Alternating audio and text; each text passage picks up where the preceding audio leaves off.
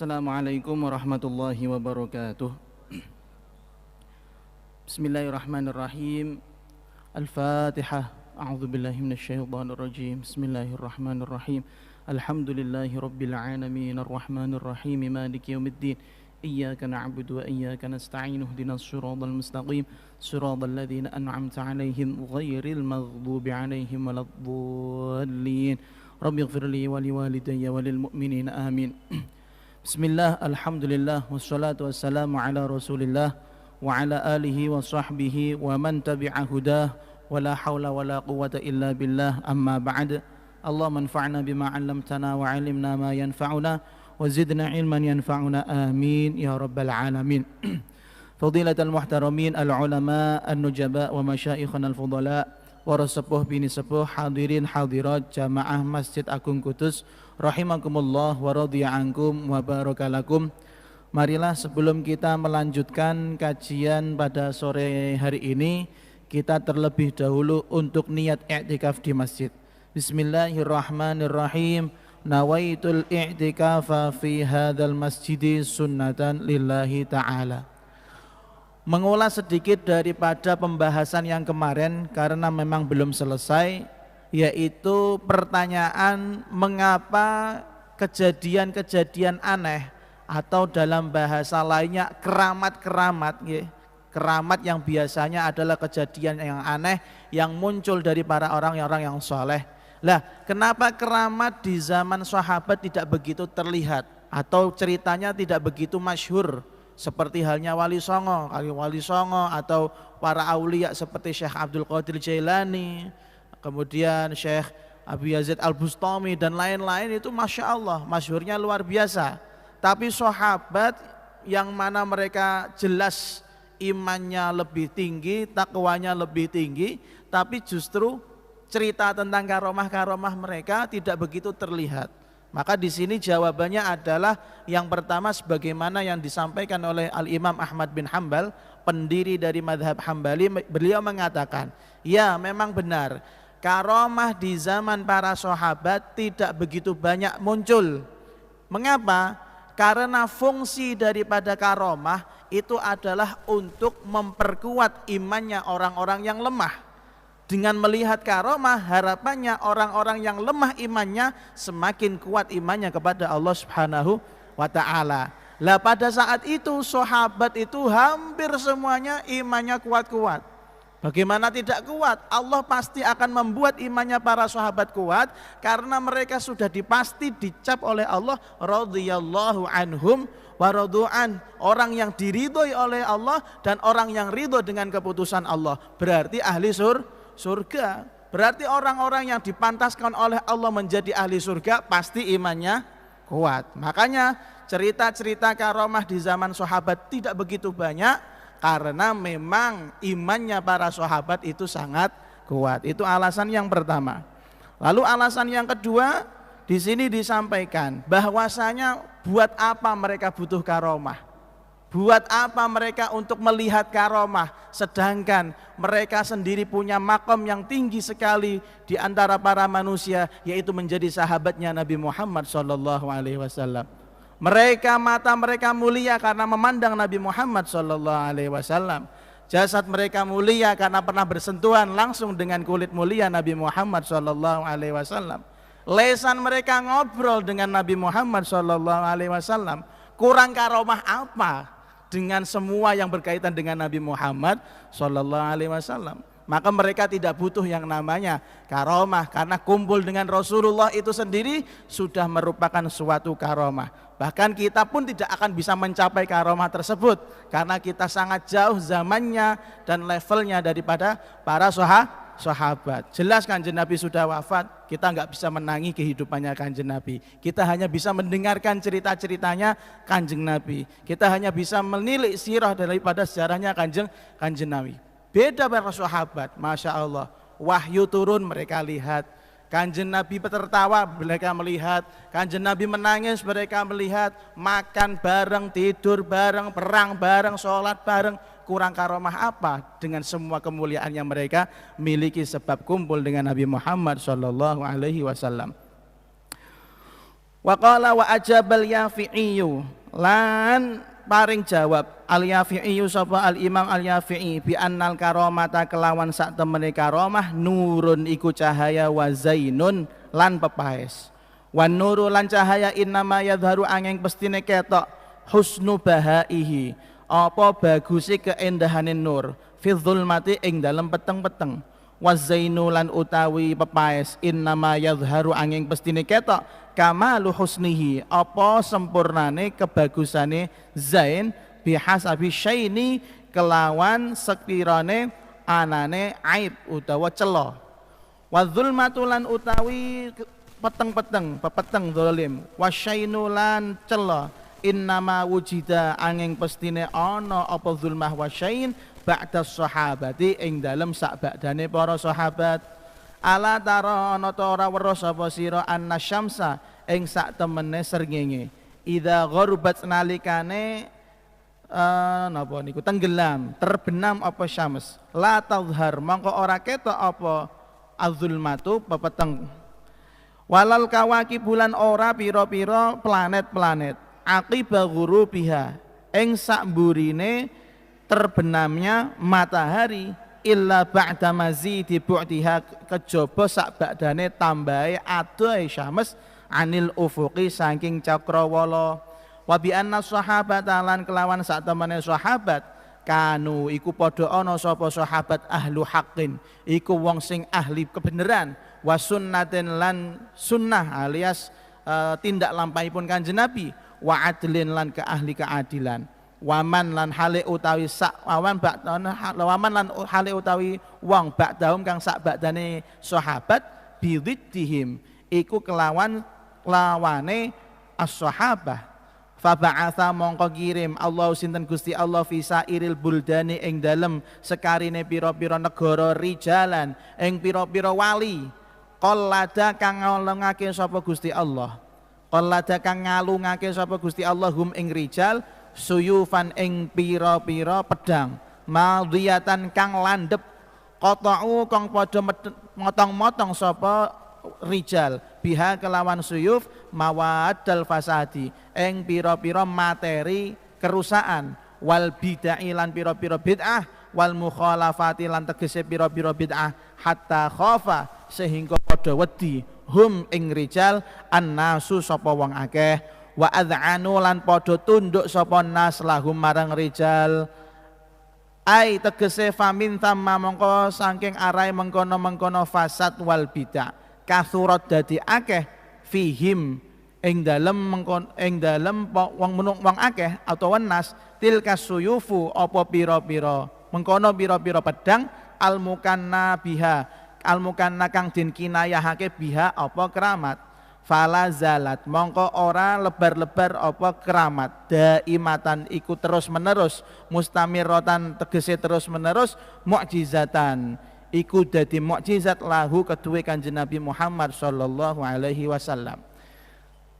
Kalau tadi dikatakan bahwasanya mengapa karomah di zaman sahabat tidak begitu banyak, ada dua alasan. Yang pertama adalah bahwasanya karomah itu dimunculkan karena untuk memperkuat imannya orang-orang yang lemah, dan yang kedua karomah tidak muncul di zaman sahabat karena mereka sudah cukup menjadi orang yang hidup bersama Rasulullah Shallallahu Alaihi Wasallam, maka mereka tidak butuh yang namanya karomah. Ini alasan yang ketiga, mengapa karomah di zaman para sahabat tidak begitu banyak terlihat.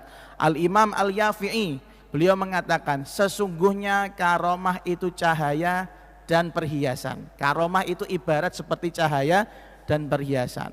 Cahaya akan terlihat indah ketika ada kegelapan.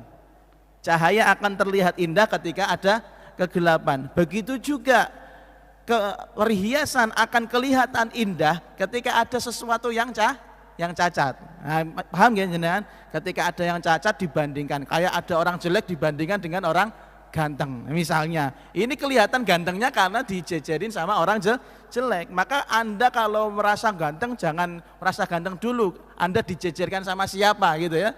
Ya, Anda disandingkan sama siapa. Jangan terlalu pede deh. Kalau Anda misalnya punya suara bagus, oh iya suara bagus Anda lebih baik kalau dijejerkan dengan Andika Kangen Band misalnya ya. Misalnya seperti itu. Pokoknya sesuatu itu cahaya akan terlihat indah ketika ada kegelapan. Begitu juga perhiasan ya, perhiasan itu akan indah ketika ada cacat yang ditutupi. Maka dari itu kata beliau az-zulmatu wasyain innama wujida ba'das sahabah. Kegelapan dan cacat, ya kecacatan, baik itu dalam masalah akidah, baik itu dalam masalah ilmu, baik itu masalah ketakwaan dan keimanan, dua hal ini hanya muncul setelah sepeninggalnya para sahabat radhiyallahu anhum wa radu'an. Beliau mengumpamakan, kamu apa enggak pernah lihat? Coba bayangkan ketika matahari terbenam, ya, ketika matahari terbenam, itu ketika awal terbenam itu masih belum kelihatan apa namanya? Kegelapan kan, belum kelihatan malam. Akan kelihatan malam ketika matahari sudah jauh daripada cakrawala. Nah, maka ketika orang itu sudah apa namanya? Ketika orang itu sudah semakin jauh dari zamannya para sahabat, jauh dari zamannya Kanjeng Nabi, maka cahaya ilmu, cahaya ketakwaan, cahaya keimanan juga semakin lama semakin hilang daripada kaum muslimin. Maka bagaimana solusinya dari Allah Subhanahu wa taala? Fa ba'atsallahu fi sairil buldani rijala. Allah akhirnya mengangkat banyak sekali orang-orang yang dijadikan sebagai wali-walinya Allah Subhanahu wa taala, kekasih-kekasihnya Allah Subhanahu wa taala. Dalam artian wali, dalam artian ini bukan wali-wali yang hanya sekedar karamah, karena di dalam syariat dikatakan orang yang paling memegang syariat, orang yang paling memegang teguh prinsip beragama itu justru para wali. Ora ana wali sing duwe karomah kejaba ndekne mesti ngestokake dawuh Gusti Allah, dawuh Kanjeng Nabi. Terlepas dari yang namanya wali majdub. Wali majdub beda urusan. Orang yang seperti ini keadaannya secara zahir seperti orang gila, tapi punya makam kewalian karena gilanya dia karena Allah Subhanahu wa taala. Tapi hakikatnya orang yang memakai jalur kewalian, pakai jalur yang resmi, pakai jalur apa namanya? Pakai tahapan-tahapan, mereka akan menjadi wali Allah setelah melewati tahapan-tahapan yang namanya syariat, torekoh, baru yang namanya apa? Hakikat. Maka kita harus tahu ketika semakin banyak sekali hal-hal yang jauh menyimpang dari agama, menyimpang dari ajaran Kanjeng Nabi Muhammad SAW, Allah angkat orang-orang khususnya, orang-orang dekatnya menjadi wali untuk memberi pengarahan, untuk memberi cahaya kepada orang-orang yang jauh daripada ajaran Nabi Muhammad SAW. Ketika Allah mengirim mereka para aulianya, kata beliau qalladahum suyufa, mereka dibekali senjata. Senjata itu namanya apa? Namanya karomah. Maka karomah ini tugasnya itu senjata. Digunakan untuk apa? Untuk menghentikan kerusakan yang terjadi, untuk menghilangkan bid'ah-bid'ah yang terjadi, untuk melawan hujah-hujah orang-orang yang bodoh-bodoh terkait masalah agama. Makanya ada beberapa cerita orang-orang yang ada di Jawa ini, ada aulia, kalau nggak salah Mbah Sunan Kalijogo apa siapa nih, waktu itu katanya orang-orang Jawa kalau istisqa minta apa? Hujan itu menumbalkan perempuan gitu, menumbalkan perempuan yang cantik, wanita desa yang disetorkan untuk dewanya gitu, dengan harapan setelah mati si tumbal ini nanti ada hujan turun. Tapi apa yang dilakukan oleh Kanjeng Sunan? Kanjeng Sunan ngendikan, oh jangan seperti itu namanya membunuh orang. Oh kalau kamu mau ngelawan kami, kamu bisa nggak datengin hujan, kata dia. Kata orang-orang itu, dijawab sama Kanjeng Sunan, yang bisa datengin bukan saya, yang bisa datengin adalah Tuhan saya, yaitu Allah Subhanahu wa taala. Ya sudah, kamu sana, coba pakai caramu. Kabul apa enggak? Ternyata istisqa beliau. Setelah istisqa hujan deras. Ini namanya karomah ya. Jangan Anda praktekkan di orang-orang, di preman-preman yang jauh daripada agama, kemudian Anda sok-sokan takwa, sok-sokan iman, lah konyol mati digebuki preman. Enggak seperti itu. Mereka berani seperti itu karena sudah kepepet.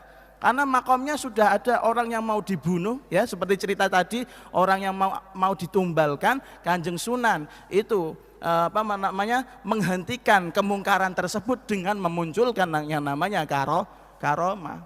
Dan sekarang banyak toh orang yang istisqa, minta hujan tapi nggak dikabul-kabul oleh Allah Subhanahu wa taala. Isin ora iku dadi imame.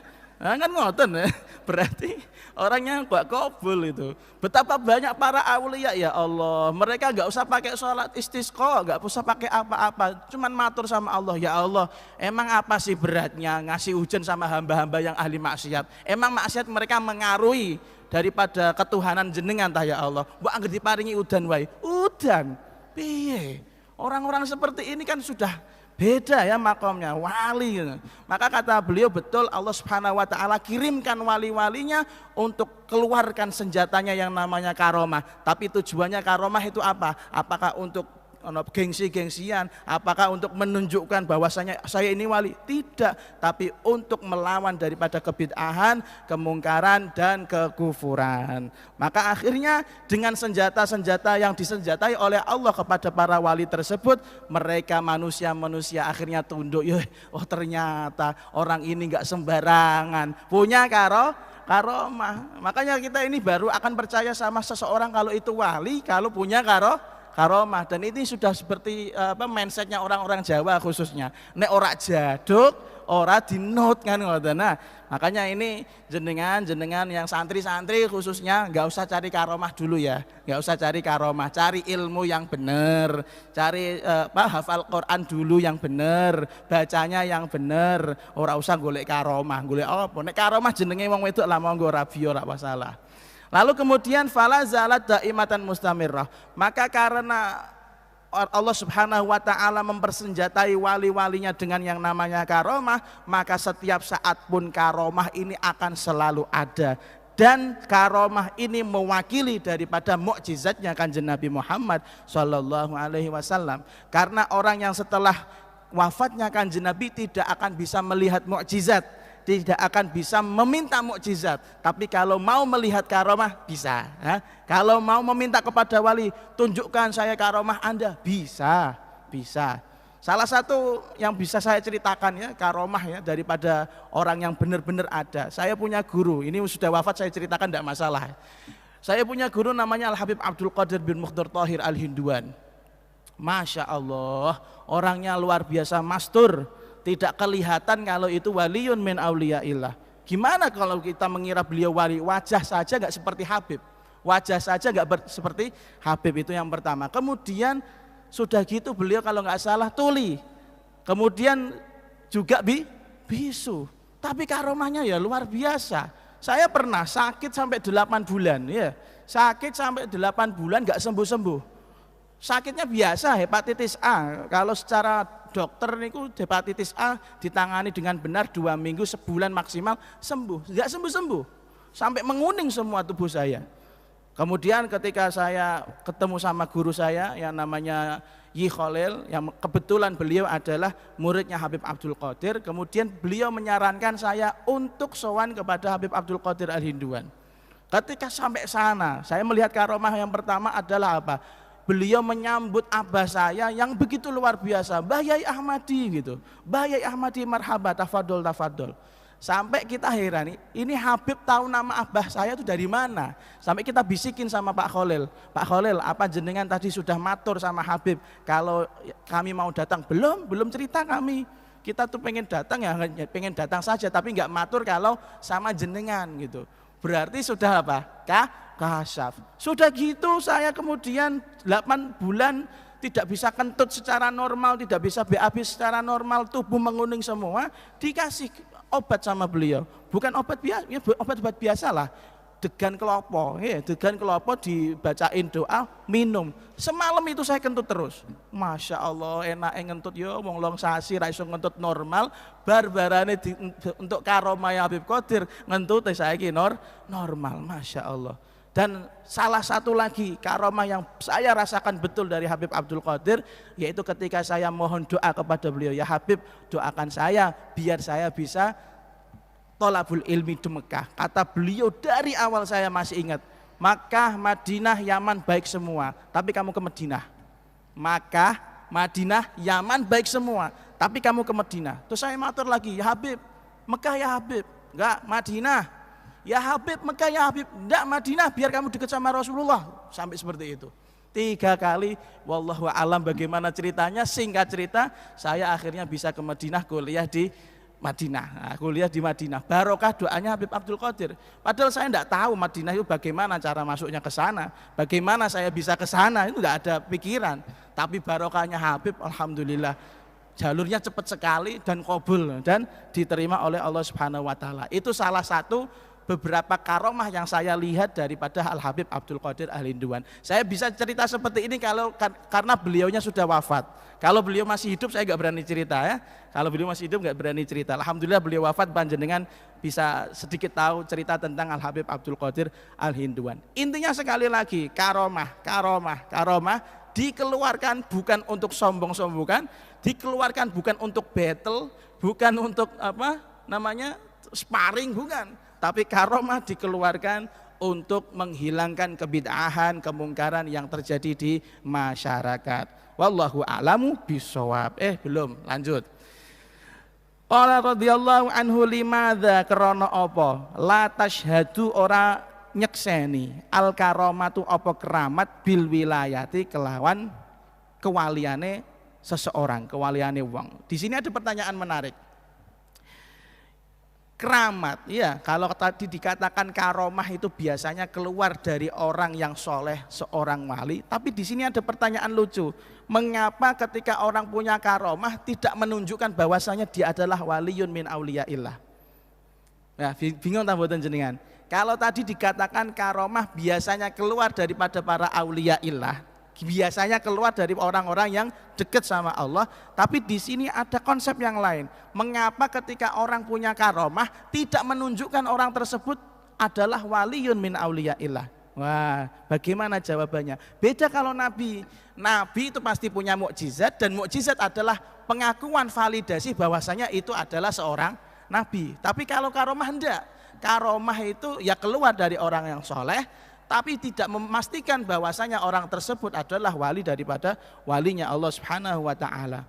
Qala wasdawa al-imamu sapa al-imam, tsummal karomatu nuli keri-keri utawi keramat, wa ing kanat lan senajan ana apa karamat la tadharu iku ora muncul apa karomah ala fasiqin ing atase wong sing fasik, mu'linin kang ngedengake terang-terangan bifisqihi kelawan kefasikane fasik, fala tashhadu mongko ora bisa nyekseni apa al karomah bil wilayati kelawan al wilayah kewalian alal qat'i ing atase kepastian. Idlau syahidat krana lamun iso nyekseni apa karomah biha kelawan wilayah la amina mongko yakti aman sahibuha sapa wong sing duwe karomah al awaqibah saking pira-pira akibat. Wadzalika lan utawi mengkono-mengkono idlau syahidat ila akhirih lam yajuz iku ora kena apa dalik liwariyin kedue siji wali fi karomatin ing dalam pembahasan karomah bittifaqin kelawan mittifaqe para ulama. Al Imam An-Nawawi mengatakan bahwasanya walaupun biasanya keramat itu tidak akan muncul kecuali pada orang-orang yang soleh, dan tidak ada pernah ceritanya orang fasik yang jelas-jelas fasiknya punya karomah. Akan tetapi karomah tidak bisa memberikan ketegasan, tidak bisa memberikan validasi bahwasanya orang yang punya karomah itu termasuk waliyun min auliyaillah. Karena gini logikanya, seorang wali ketika dia punya karomah dan karomah ini memastikan dia adalah waliyun min auliyaillah, maka orang tersebut akan merasa enjoy. Wah santai, aku wali. Apa dalilnya kamu wali? Saya punya karomah, berarti sak penakku dhewe anggene nglakoni syariat. Itu yang dimaksud. Maka kita tadi sudah sampaikan, seorang wali itu tidak akan menjadi wali kecuali pasti dia pegangan mutamasik bi syariatillah, pegangan kuat, melaksanakan kuat apa yang diperintahkan oleh Allah, apa yang diperintahkan oleh Rasulullah Shallallahu Alaihi Wasallam. Karena wali ketika sudah nyaman, sudah PW, sudah puas dengan keramatnya, ya, maka yang terjadi ya nanti dia akan penurunan iman, penurunan takwa, ya. Maka lama-lama yang awalnya taat menjadi lama-lama meninggalkan ketaatan, suwe-suwe maksiat. Ya seperti kita orang lah. Kita orang kalau sudah alhamdulillah 9 hari puasa, kemudian Masya Allah 9 malam sudah terawih, terkadang itu ada pikiran, nanti malam gak terawihan dulu, gak apa-apa deh, 9 malam yang lalu sudah terawihan terus, sudah soleh saya, ya enggak? Coba itu kalau divalidasi dengan adanya keramat, wah tambah ini besar kepalanya, saya sudah qabul terawih saya, karena saya sudah punya karomah ini itu, repot, padahal pangkat kewalian itu bukan pangkat kepastian.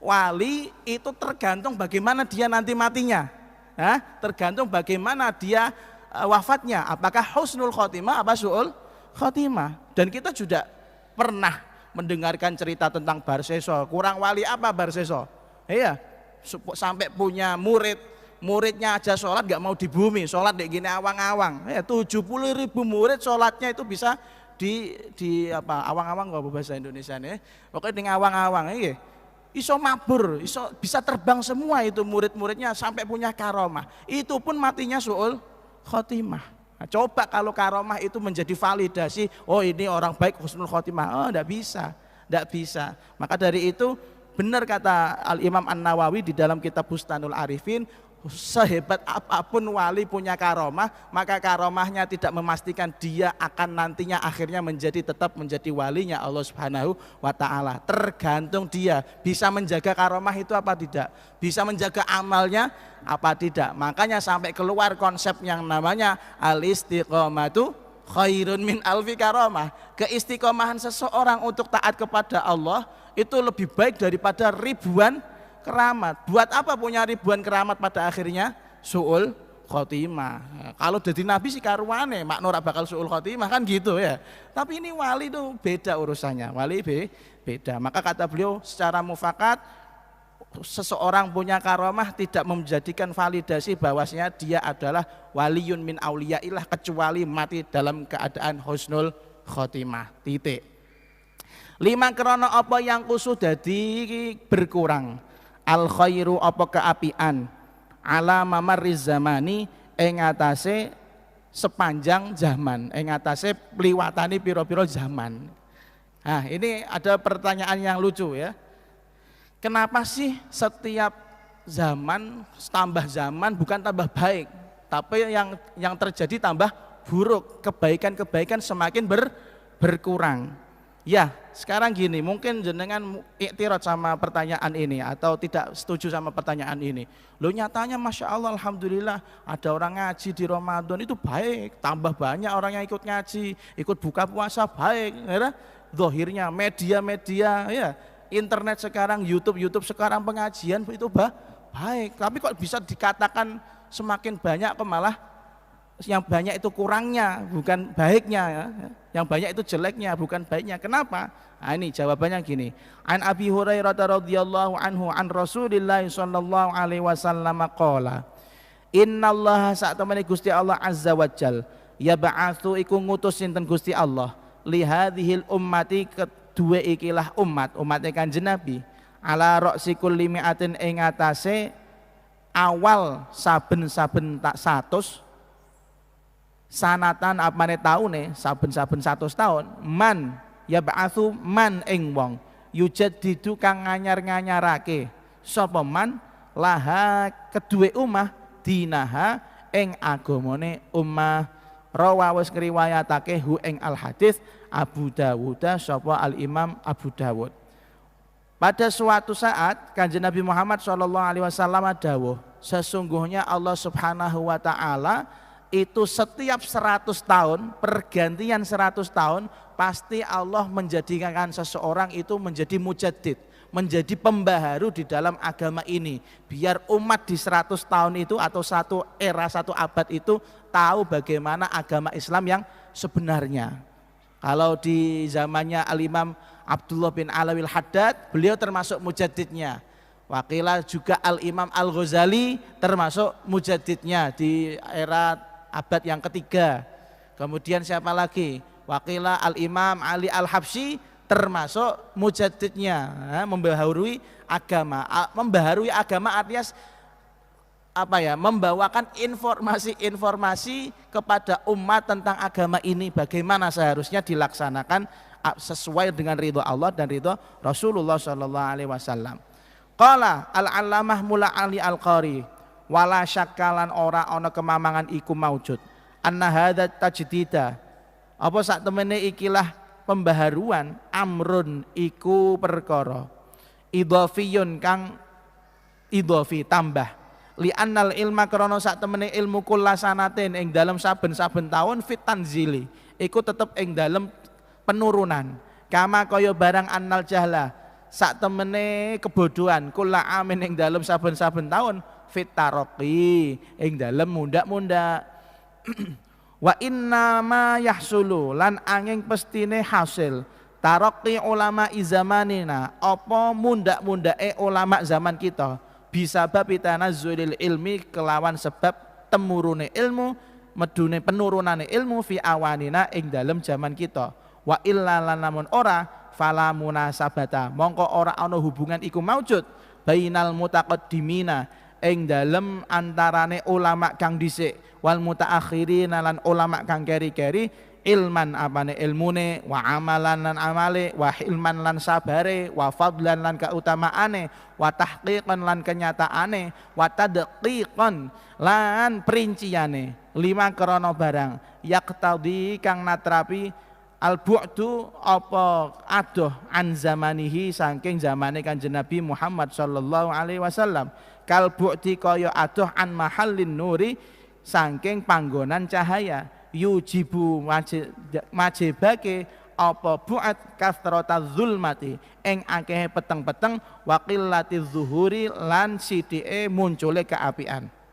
Tadi dikatakan mengapa setiap saat kebaikan itu semakin berkurang, semakin banyak orang-orang yang nggak paham apa arti kebaikan. Kadang yang jelek malah dianggap baik, sampai-sampai Allah Subhanahu Wa Taala repot-repot setiap 100 tahun diberikan satu orang untuk memberitahu bahwasanya mana yang baik, mana yang jelek. Koyok seperti Nabi ini loh ceritane. Maka Al-Imam Al-Mula Ali Al-Qari mengatakan gini, bahwasanya kita tahu sebenarnya ketika setiap 100 tahun itu ada pembaharu, ada orang yang seakan-akan memberi warna untuk agama Islam ini, itu sebenarnya tidak seperti itu. Tidak seperti itu, amrun idhofi, itu hanya tambahan. Karena gini, setiap tahun ilmu ya sehebat apapun kondisi zaman, secanggih apapun kondisi dan zaman, ilmu itu hakikatnya semakin menurun karena semakin banyak kebodohan yang muncul. Ketika ilmu menurun, track recordnya kebodohan malah naik. Karena jumlahnya orang ini semakin lama bukan semakin menurun, tapi semakin banyak. Maka ketika semakin banyak orang, ya yang pinter sedikit, yang goblok akeh gitu loh. Yang pinter sedikit, yang tidak pinter banyak. Maka harus kita ketahui yahsulu taraqi ulama izamanina. Kalau ada orang sampai menjadi orang alim di zaman kita sekarang ini, sebenarnya itu bukan alim-alim banget kata beliau. Itu karena orang yang di sekitar dia aja yang banyak yang bodoh-bodoh, banyak yang goblok gitu. Maka akhirnya sebenarnya yang dibawa oleh mujaddid ya, yang dibawa oleh orang yang membaharui agama ini tidak jauh berbeda dengan apa yang dibawa oleh Rasulullah Shallallahu Alaihi Wasallam. Intinya orang yang menjadi mujaddid, yang membaharui agama ini, yang membawa perubahan, seakan-akan membawa perubahan bagi agama ini adalah sebenarnya mereka juga mengambil ilmunya dari Kanjeng Nabi, mengambil ilmunya dari para sahabat, mengambil ilmunya dari para ulama. Maka ketika ilmu-ilmu ini diambil, diturunkan kepada umat zaman ini, seakan-akan umat itu baru tahu, oh seperti itu ya Islam. Ya, seakan-akan mau gitu ya, keren ini orang gitu. Bukan seperti itu. Ya ilmu ya padha wae kaya ngono iku dari zaman Rasulullah ila yaumina hadza seperti itu. Cuma saking banyaknya orang yang bodoh, banyaknya orang yang enggak ngerti agama, seakan-akan agama itu, ajaran dari Rasulullah itu hal yang baru. Loh iya, sekarang gini sekarang. Ketika terawih ya, ada kasus ketika terawih. Terawih ini kan salah kaprah toh. Saya bisa katakan salah kaprah kenapa? Karena terawih itu adalah bid'ah yang dimunculkan oleh Sayyidina Umar bin Khattab. Wah, kaget orang gitu.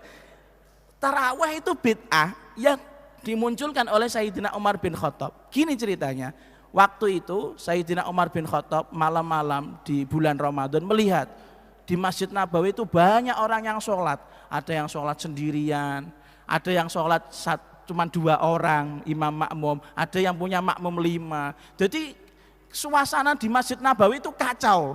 Kacau karena banyaknya orang yang sholat tidak sama, rukuknya beda, sujudnya beda, karena rekaatnya beda-beda. Maka ketika itu beliau berpikir, mbok yo ngenten niki dadekno siji, kumpulkan jadi satu, betapa indahnya. Kata beliau. Akhirnya beliau menyerukan, ya kaum muslimin, mulai besok kalau mau sholat malam qiyamul lail di Masjid Nabawi, nanti kita siapkan imam, kalian makmuman sama imam ini. Akhirnya terkenallah saat itu dengan namanya tarawih. Tarawih berarti itu tidak ada di zamannya Rasulullah, adanya di zamannya siapa? Sayyidina Umar bin Khattab. Dan kata beliau ketika sudah orang-orang sholat berjamaah qiyamul lail ba'da sholat isya kemudian dilanjutkan sholat malam, itu beliau mengatakan nikmatul bid'atu hadih, nikmat bid'ah yang paling keren ya ini, kata beliau. Tapi apakah beliau melakukan bid'ah? Enggak, dasarnya ada. Dasarnya apa? Kanjeng Nabi khususnya di malam-malam bulan suci Ramadan menghidupkan malam-malamnya dengan banyak ibadah, entah itu baca Quran, entah itu tahajud, entah itu sholat malam. Nah makanya tarawehnya kaum yang tidak pinter itu tarawehnya cuma di Ramadan. Iya, coba kita lihat ceritanya Imam Abu Hanifah. Beliau itu kalau sholat malam 1000 rakaat. 1000 rakaat, kira-kira sholatnya mulai jam berapa itu? Setiap hari, enggak harus menunggu Ramadan. Jal. Kemudian siapa lagi? Al-Imam Ali Zainal Abidin As-Sajjad. Begitu juga sujudnya 1000 sujud. Nah, ayo gue. Tidak harus bulan Ramadan. Maka sebenarnya tarawih ini salah kaprah. Coba informasi ini diberikan kepada orang yang nggak tahu. Wah, Pak Kiai ku ngawur ae watake ngono nggih. Tapi sebenarnya ini semuanya sudah disetting, sudah dicontohkan oleh Rasulullah, tinggal penurunannya kepada kita disampaikan dengan bentuk yang berbeda. Maka memang betul semakin lama semakin orang itu bukan pinter tapi semakin bodoh. Betul, kita ada YouTube, ada ngajinya Gus Baha, ada ngajinya saya Gus Anik misalnya, ada ngajinya Mbah Isyaroni, ada ngajinya ya Yusrul Hanad dan lain-lain. Tapi apakah menjamin orang itu pasti menonton sampai akhir dan paham? Kadang 1 menit pertama Allah gak mudeng skip. Nah ya enggak, nonton aja yang lain dangdut kek, ya nonton aja yang lain politik kek, melihat ILC ya, Indonesian Lawyers Club, ya, Karni Ilyas misalnya, yang bapak-bapak yang suka suka politik. Kalau ibu-ibu ngapain nonton YouTube, lihat Shopee aja kayak ya akhirnya memang betul semakin lama fasilitas itu memang kita hebat, tapi semakin lama bukan menjadi kita semakin pintar tapi semakin bodoh. Makanya Allah Subhanahu wa taala kirimkan kepada kita orang yang mengembalikan orang yang mengembalikan kesesatan kita untuk biar bisa maju bersama sesuai dengan tuntunannya Rasulullah Shallallahu Alaihi Wasallam. Kalau panjenengan nanya sekarang mujadidnya saat ini tahun 2023 ini siapa? Wallahu alam. Wakilah kemarin ada yang ngendikan bahwasanya Mbah Maimun Zubair adalah salah satu mujadidnya, masya Allah. Ada yang ngendikan seperti itu. Ya tinggal kita ngikutin jalannya Mbah Maimun Zubair, selesai. Ya, selesai itu sudah pasti seperti Kanjeng Nabi Muhammad Shallallahu Alaihi Wasallam gitu loh. Jadi semakin lama orang itu bukan semakin pintar tapi semakin bodoh. Mungkin jenengan bilang, oh kan sekarang internet banyak, enggak, pasti berbeda. Nyatanya orang-orang dulu enggak butuh buku, enggak butuh yang namanya tulisan, itu bisa hafal. Imam Syafi'i sekali baca hafal. Imam Syafi'i sekali baca hafal. Kitab Muwatta yang berjilid-jilid, yang ribuan hadis ngapunten, yang ribuan hadis 3 malam hafal. Orang sekarang nomor HP ini dhewe hafal kok. Loh iya. Bedanya otaknya orang zaman dulu dengan otak zaman sekarang. Makanya betul semakin kita dimanja dengan teknologi, bukan semakin pintar tapi semakin bodoh. Sekarang anak-anak kecil deh, suruh nulis tangan dengan tulisan yang gedrik, paham gak? Tulisan gedrik boten, atau tulisan Latin yang nyambung, tidak bisa. Dia bisanya ngetik, tidak bisa. Dia bisanya ngetik dan itu buruk, buruk. Dia nggak tahu nikmatnya surat-suratan pakai tulisan tangan ya. Pun,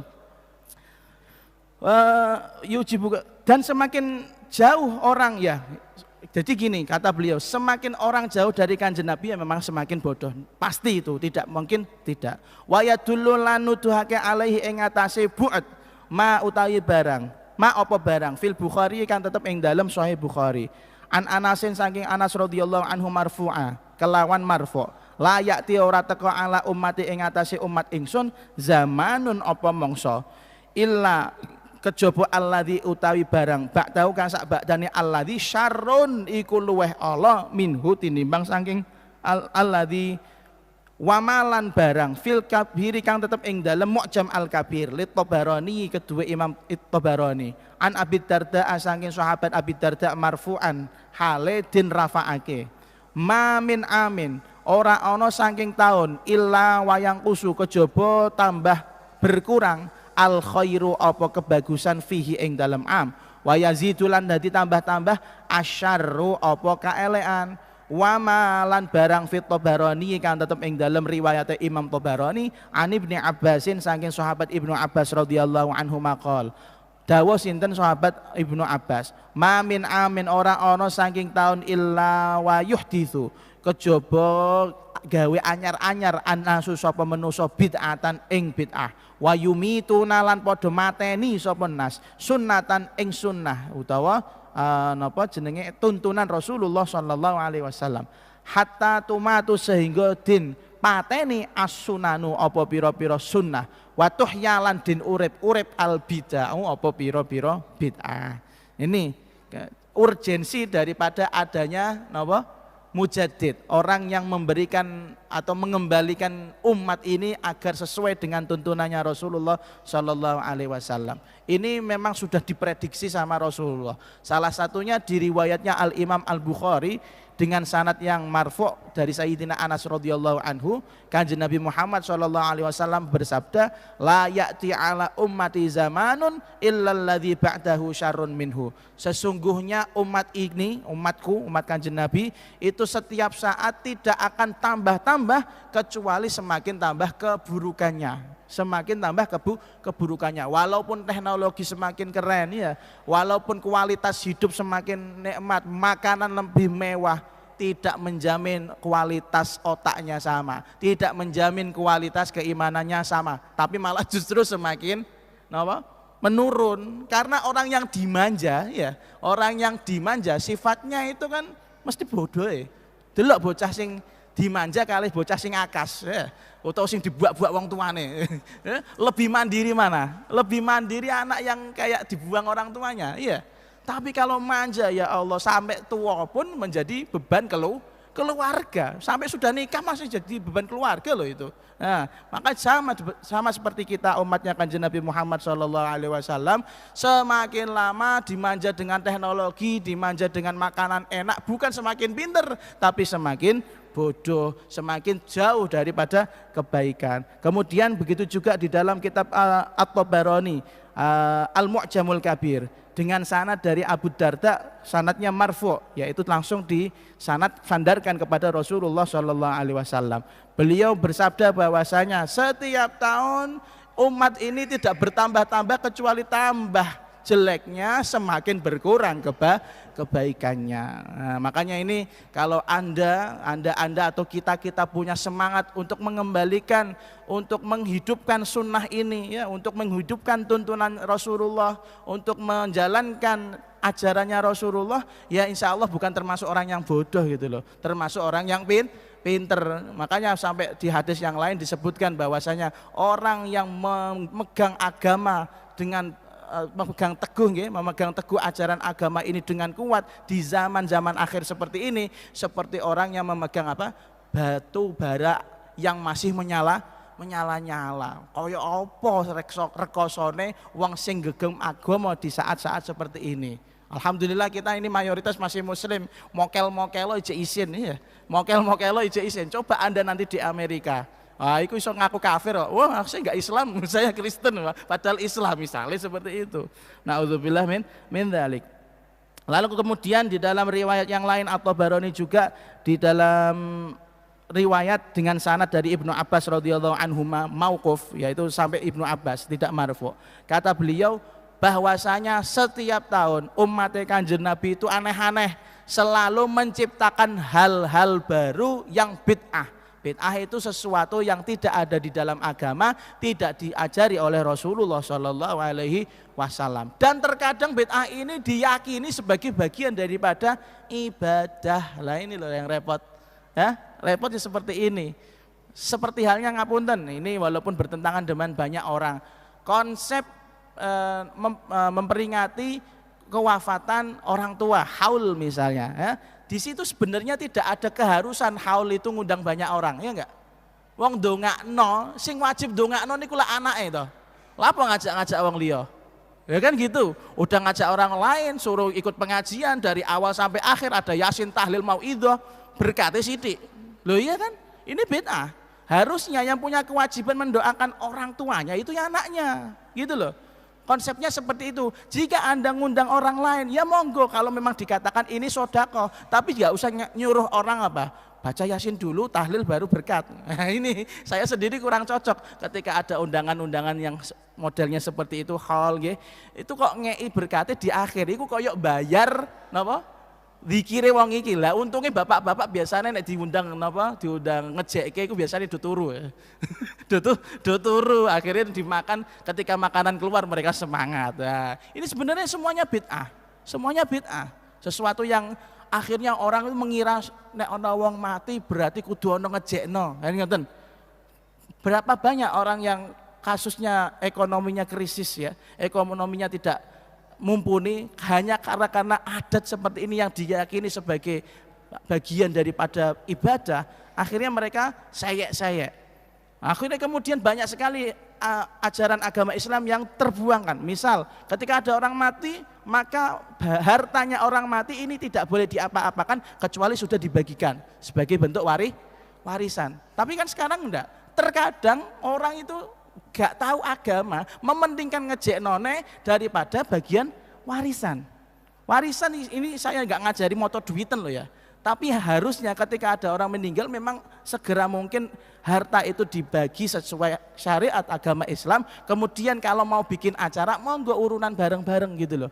Jangan sampai diambilkan dari malul mayit, hartanya mayit yang belum dibagi secara merata malah dibuat untuk apa? Dibuat untuk pengajian, untuk ngejekke. Lah ini keliru. Bid'ah lagi apa enggak itu? Bid'ah.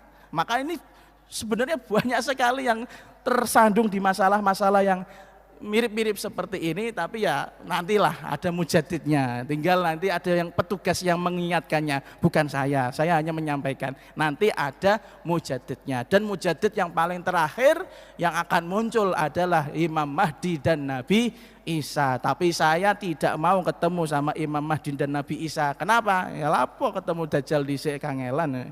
Nah, di riwayat ini disebutkan bahwasanya semakin lama manusia itu menciptakan bid'ah dan mematikan sunnah, mematikan ajaran daripada Nabi Muhammad SAW, sehingga saat itu sunnah-sunnah itu mati, terasa asing. Seperti sekarang kita tahu bahwasanya termasuk sunnah ifsya'us salam, mengucapkan salam kepada orang yang terindikasi muslim. Tapi sekarang prakteknya kita akan salam kepada orang yang kenal saja, yang tidak kenal tak salami barang. Nah ini termasuk imatatis sunnah, mematikan sunnah. Seakan aneh salam sama orang yang nggak kenal tuh seakan apa? Aneh, betul ya? Betul. Terus watuhya al bid'ah, dan malah bid'ah semakin digaungkan. Tsumma qala lima la yajidul mu'min alamal mauti wallahu a'lamu bissawab. Nggih. Tinggal berapa menit? Tinggal 7 menit pas nggih. Bismillahirrahmanirrahim. Alhamdulillahirabbil alamin. Allahumma shalli wa sallim ala sayyidina Muhammadin wa ala alihi wa sahbihi ajma'in.